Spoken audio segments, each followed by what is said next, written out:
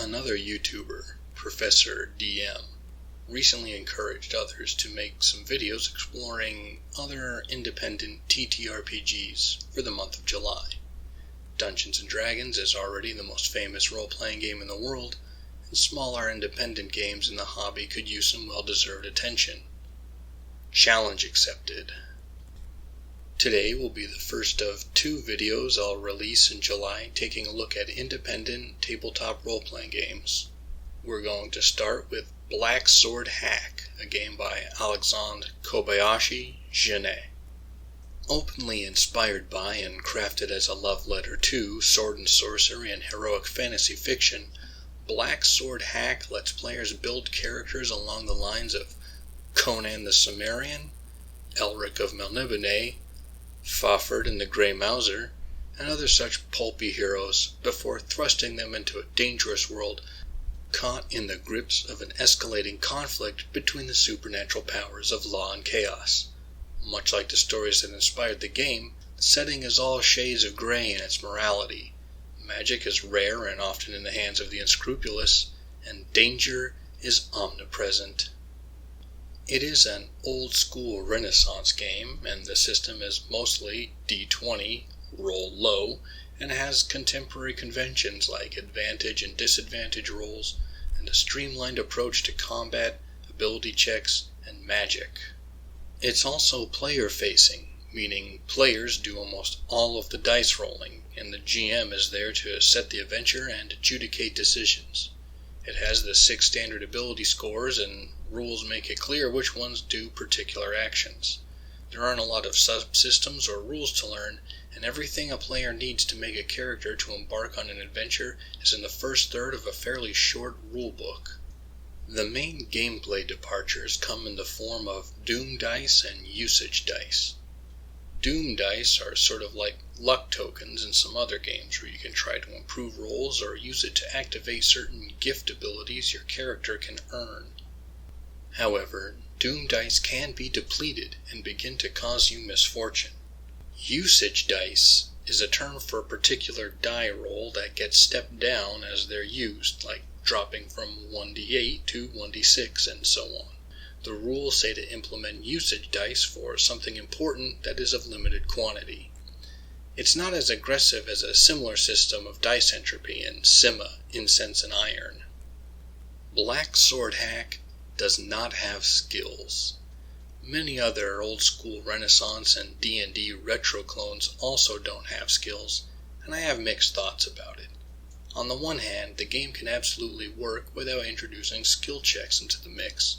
However, I've been on board with skills ever since Dungeons & Dragons 3rd edition, because they were vastly superior to non-weapon proficiencies of early D&D, and they give players a chance for additional refinement of their characters' ability sets. This game also doesn't have classes, which is a change from other old-school Renaissance games like Basic Fantasy RPG and Shadow Dark. Your character has a background that gives them some interesting abilities and makes them more adept in certain instances, but there's no traditional fighter or cleric or wizard.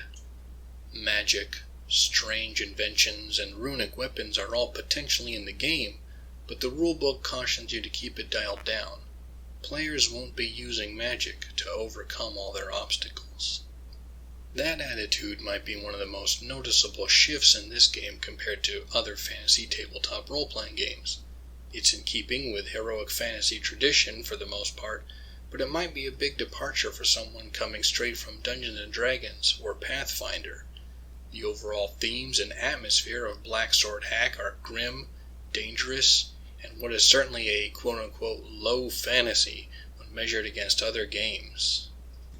There is limited magic, no elves or other people of high fantasy, and the gods are either unresponsive or non-existent. Similarly, the setting is one of the players caught in the ultimately world-shattering conflict between the supernatural forces of law and chaos, which the game describes as ultimately apocalyptic, straight out of the Eternal Champion series. The designer explicitly states that the nature of Black Sword Hack is meant to subvert the status quo. Quote, "The setting at the beginning and end of the campaign shouldn't be the same. Whether the characters are the agents of that change is for the players to decide." End quote. To help build this style of setting, there are plenty of easy-to-use questions and charts to set it up and flesh it out. They also provide a sample adventure and a pre-generated campaign setting to kick things off. If a GM needs even more help, they have a system of randomly selecting elements from your favorite sword and sorcery fantasy stories to generate adventure seeds. I am not bringing up these points as criticisms necessarily. It is, however, important to know the nature of the style of game Black Sword Hack intends to be. For a pretty low asking price, $5 for the PDF or around $15 for a printed rulebook, the financial barrier to entry on this game is quite low, especially in light of announcements by other game companies that are raising the prices on their core rulebooks. For this game, you only need the rulebook, gaming dice, pencils, and paper to play. No apps, no subscription-based digital tabletops, nor miniatures necessary. Just a willingness to engage in some gritty fantasy adventures and the unlimited power of your imagination. Overall, Black Sword Hack is a fun and stylized fantasy tabletop role-playing game that is worth a go to any gaming table. It's rules light and starts with the bar low, so that new players can undoubtedly test it out to see if it's for them. If you've ever wanted to just hang out with James Earl Jones and solve the riddle of steel, this is the tabletop role-playing game for you. Thank you for taking the time to listen to my peculiar notions. I'll have links in the description to Professor DM and a few other TTRPG YouTubers who focus on independent games if you want to check them out. I'll also have links to some of my written reviews and analysis of other independent tabletop role-playing games like Shadow Dark, Basic Fantasy RPG, and Sima Incense and Iron, all of which I mentioned earlier in this video. If you like this channel and want to support it, you know what to do.